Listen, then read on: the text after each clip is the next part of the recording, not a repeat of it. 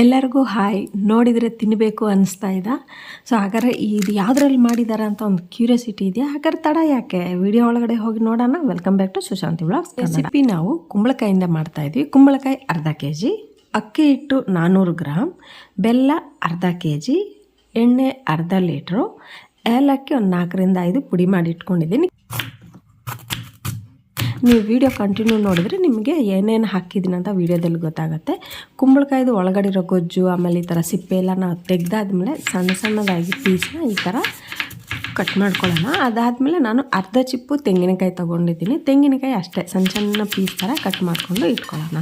ಅದಾದಮೇಲೆ stove on ಮಾಡಿ PAN ಇಟ್ಟು ನಾವು ಕಟ್ ಮಾಡಿರೋ ಕುಂಬಳಕಾಯಿ ಪೀಸ್ನ ತೊಳೆದುಬಿಟ್ಟು ಆ ಪ್ಯಾನ್ಗೆ ಹಾಕಿ ನೀರು ಹಾಕಬಾರ್ದು, ಮೀಡಿಯಮ್ ಫ್ಲೇಮಲ್ಲಿ ಬೇಯಿಸಬೇಕು. ಇದೇ ಕಡೆ ಬೇಯ್ತಾ ಇರುತ್ತೆ, ನಾವು ಬೆಲ್ಲ ಕರಗಿಸ್ಕೊಳ್ಳೋಣ. ಬೆಲ್ಲ ಈ ಥರ ಸಣ್ಣ ಸಣ್ಣ ಪೀಸ್ ಮಾಡಿಕೊಂಡು ಬೇರೆ ಬೌಲಲ್ಲಿ ಹಾಕಿ ಸ್ವಲ್ಪ ನೀರು ಹಾಕಿ ಕರಗಿಸ್ಕೋಬೇಕು.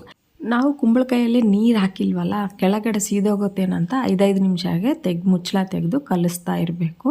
ನಿಮ್ಗೆ ಏನಾದ್ರು ಕೆಳಗಡೆ ಅಂಟು ಬಿಡ್ತಾ ಇದೆ, ನೀರಿಲ್ಲ ಅಂದರೆ ಒಂದು 4ರಿಂದ 5 ಟೇಬಲ್ ಸ್ಪೂನ್ ನೀರು ಹಾಕ್ಕೊಂಡು ಬೇಯಿಸ್ಕೊಳ್ಳಿ. ಒಟ್ಟಿನಲ್ಲಿ ನಮಗೆ ಈ ಪ್ರೋಸೆಸ್ನ 15 ನಿಮಿಷ ಬೇಕಾಗುತ್ತೆ. ನೋಡಿ ಇನ್ನೂ ಬೆಂದಿಲ್ಲ, ಮತ್ತೆ ಮುಚ್ಚಳ ಹಾಕಿ ಇನ್ನೊಂದು 5 ನಿಮಿಷ ಮತ್ತೆ ಕುದಿಯೋಕ್ಕೆ ಬಿಡೋಣ. ಇದಾದಮೇಲೆ ನಮ್ಗೆ ಏನಾಗುತ್ತೆ ಅಂದರೆ ಇನ್ನೊಂದು 5 ನಿಮಿಷ ಆದಮೇಲೆ ಎಲ್ಲ ಮೆತ್ತಗೆ ಬೆಂದಿರುತ್ತೆ. ನೀವು ಕೈಯಲ್ಲಿ ತೆಗೆದು ನೋಡಿದರೆ ಬೆಂದಿದೆಯಲ್ವ ಗೊತ್ತಾಗ್ಬಿಡುತ್ತೆ. ಕುಂಬಳಕಾಯಿ ಏನು ಜಾಸ್ತಿ ಟೈಮ್ ತಗೊಳ್ಳಲ್ಲ. ಬೆಂದಾದ್ಮೇಲೆ ನಾವು ಈ ಥರ ಸ್ಮ್ಯಾಶ್ ಮಾಡ್ಕೋಬೇಕು. ಅಂದರೆ ಜಾಸ್ತಿ ಮುದ್ದೆ ಥರ ಮಾಡ್ಕೋಬೇಡಿ, ಅಲ್ಲೆಲ್ಲ ಒಂದೊಂದು ಪೀಸ್ ಇದ್ದರೆ ನೋ ಪ್ರಾಬ್ಲಮ್ಮು. ಯಾಕಂದರೆ ನಾವು ಅಕ್ಕಿ ಹಿಟ್ಟೆಲ್ಲ ಹಾಕಿ ಕಳಿಸಿದಾಗ ಅಲ್ಲೆಲ್ಲ ಕರೆಕ್ಟಾಗಿ ಸರಿ ಹೋಗುತ್ತೆ. ಆಮೇಲೆ ನಾವು ಚಪಾತಿ ನಾದೋ ಥರ ಸ್ವಲ್ಪ ನಾದ್ತೀವಲ್ಲ, ಅಲ್ಲಿ ಲೆವೆಲ್ ಆಗಿಬಿಡುತ್ತೆ. ಈ ರೆಸಿಪಿ ಹಣ್ಣಾಗಿರೋ ಕುಂಬಳಕಾಯಿ ಬೇಕಾಗುತ್ತೆ, ಅದೊಂದು ನೆನಪಿಟ್ಕೊಳ್ಳಿ, ಓಕೆನಾ? ಈ ಥರ ಆದಮೇಲೆ ನಾವು ಕರಗಿಸಿ ಬೆಲ್ಲ ಇಟ್ಕೊಂಡಿದ್ದೀವಲ್ಲ, ಅದನ್ನು ಸೋಸ್ಕೋಬೇಕು. ನೋಡಿ ಸೋಸಿದ್ರೆ ಎಷ್ಟು ಡಸ್ಟ್ ಬರ್ತಾ ಇದೆ ನೋಡಿ. ಅದಕ್ಕೇ ಬೆಲ್ಲ ರೆಸಿಪಿ ಯಾವತ್ತೂ ಮಾಡಿದರೆ ನಾವು ಸೋಸ್ಕೋಬೇಕು ಅನ್ನೋದು. ಬೆಲ್ಲ ಹಾಕಿದ್ಮೇಲೆ ಒಂದು ಸಲ ಚೆನ್ನಾಗಿ ಕಳ್ಸಾದ್ಮೇಲೆ 1-2 ನಿಮಿಷ ಕುದಿ ಬಂದರೆ ಸಾಕಾಗುತ್ತೆ. ಕುದಿಬೇಕನ್ನೋದು ಏನೂ ಇಲ್ಲ. ಕುದಿ ಬಂದಾಗ ನಾವು ಸಣ್ಣದಾಗಿ ಹೆಚ್ಚಿರೋ ತೆಂಗಿನಕಾಯಿ ಪೀಸ್ಗಳನ್ನ ಹಾಕ್ಕೋಬೇಕು.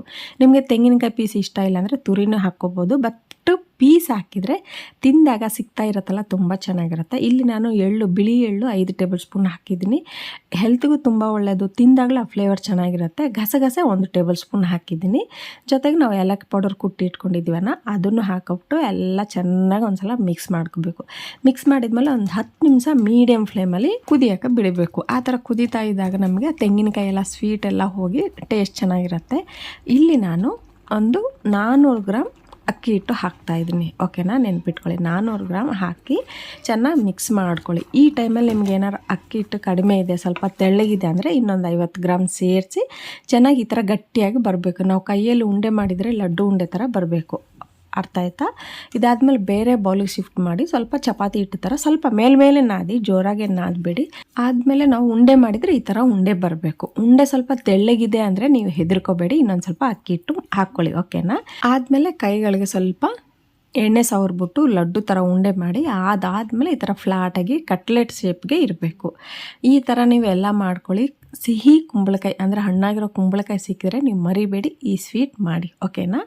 ಈ ಥರ ಎಲ್ಲ ಮಾಡಿದ್ಮೇಲೆ ಮೇಲೆ ಎಳ್ಳು ಸ್ವಲ್ಪ ಉದುರಿಸ್ಕೋಬೇಕು. ಅದು ಏನಂದರೆ ನಾವು ಡೀಪ್ ಫ್ರೈ ಮಾಡಿದ್ಮೇಲೆ ನೋಡೋಕ್ಕೆ ಲುಕ್ಕು ಚೆನ್ನಾಗಿರ್ಬೇಕಂದ್ರೆ ಈ ಪ್ರೊಸೆಸ್ ಕಂಪಲ್ಸರಿ ಮಾಡಲೇಬೇಕು. ಎಳ್ಳೆಲ್ಲ ಉದುರಿಸ್ಕೊಂಡಿದ್ಮೇಲೆ ಕೈಯಲ್ಲಿ ಈ ಸಲ ಸ್ವಲ್ಪ ತಟ್ಕೋಬೇಕು. ಯಾಕಂದರೆ ನಾವು ಡೀಪ್ ಫ್ರೈ ಮಾಡಿದಾಗ ಎಲ್ಲ ಎಣ್ಣೆಲ್ಲೇ ಬಿಟ್ಕೊಳ್ಳುತ್ತಲ್ಲ, ಆ ಥರ ಬಿಟ್ಕೋಬಾರ್ದಂದರೆ ಉದುರಿಸ್ಕೊಂಡಾದ್ಮೇಲೆ ಉಲ್ಟಾ ಮಾಡಿ ಉಲ್ಟಾನು ನಾವು ಎಳ್ಳು ಈ ಥರ ಉದುರಿಸ್ಕೊಂಡಾದ್ಮೇಲೆ ಕೈಯಲ್ಲಿ ಸ್ವಲ್ಪ ಒತ್ತಬೇಕು. ಆವಾಗಲೇ ನಾವು ಡೀಪ್ ಫ್ರೈ ಮಾಡಿದಾಗ ಎಣ್ಣೆಯಲ್ಲಿ ಜಾಸ್ತಿ ಎಳ್ಳು ಬಿಟ್ಕೊಳ್ದೇನೆ ನಮಗೆ ಕಜಾಯದಲ್ಲಿ ಇರುತ್ತೆ, ಕುಂಬಳಕಾಯಿ ಕಜಾಯ, ಓಕೆನಾ? ಈಗ ಸ್ಟವ್ ಆನ್ ಮಾಡಿ ಪ್ಯಾನ್ ಇಟ್ಟು ಅರ್ಧ ಲೀಟ್ರ್ ಎಣ್ಣೆ ಇಟ್ಟು ಚೆನ್ನಾಗಿ ಬಿಸಿ ಆಗಬೇಕು. ಬಿಸಿ ಆದಮೇಲೆ ಎಲ್ಲ ಕಜಾಯನೂ ಹಾಕಿದ್ಮೇಲೆ ತಕ್ಷಣ ಉಲ್ಟಾ ಮಾಡಬಾರ್ದು, ಒಂದು 5 ನಿಮಿಷ ಬಿಟ್ಟು ಆದಮೇಲೆ ಉಲ್ಟಾ ಮಾಡಬೇಕು. ನೋಡ್ತಾ ಇದ್ದೀರಲ್ಲ ಎಷ್ಟು ಚೆನ್ನಾಗಿದೆ. ಎಳ್ಳು ಅಷ್ಟು ಬಿಟ್ಕೊಂಡಿಲ್ಲ, ಸ್ವಲ್ಪ ಬಿಟ್ಕೊಳ್ಳುತ್ತೆ, ಅದು ಕಾಮನ್ನು. ಆದರೆ ನೋಡೋಕೆ ಎಷ್ಟು ಚೆನ್ನಾಗಿದೆಯಲ್ಲ. ಈ ಥರ ಗೋಲ್ಡನ್ ಬ್ರೌನ್ ಕಲರ್ ಬಂದ ಮೇಲೆ ತೆಗಿಬೇಕು. ನಾನು ಚಿಕ್ಕವಳಿದ್ದಾಗ ನಮ್ಮಮ್ಮ ಇವೆಲ್ಲ ಮಾಡೋರು. ನನಗೆ ಆವಾಗ ಏನೇನು ನೋಡಿದ್ನೋ ಅವೇ ನೆನಪಿರುತ್ತೆ. ಬಟ್ ಈಗ ನಮ್ಮಮ್ಮ ನಮ್ಮ ಜೊತೆ ಇಲ್ಲ, ಬಟ್ ಅವ್ರ ಅಡುಗೆಗಳು ನನ್ನ ಜೊತೆ ಯಾವತ್ತೂ ಇರುತ್ತೆ. ನಾನು ನಿಮ್ಮ ಮುಂದೆ ತರ್ತಾ ಇರ್ತೀನಿ. ನೋಡಿ, ಕುಂಬಳಕಾಯಿ ಕಜಾಯ ಕ್ರಿಸ್ಪಿಯಾಗಿ ಗರಿಯಾಗಿ ತುಂಬ ಚೆನ್ನಾಗಿರುತ್ತೆ. ನಿಮಗೆ ಈ ಕುಂಬಳಕಾಯಿ ಕಜಾಯ ವಿಡಿಯೋ ಇಷ್ಟ ಆದರೆ like, share and subscribe to Sushanti vlogs Kannada. Signing off, ನಿಮ್ಮ ಸುಶಾಂತಿ, ಓಕೆನಾ?